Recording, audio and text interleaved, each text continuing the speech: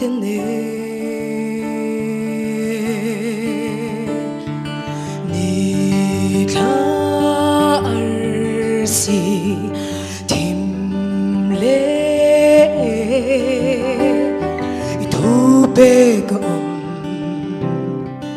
việc te ani ô xiêm tu bất thiện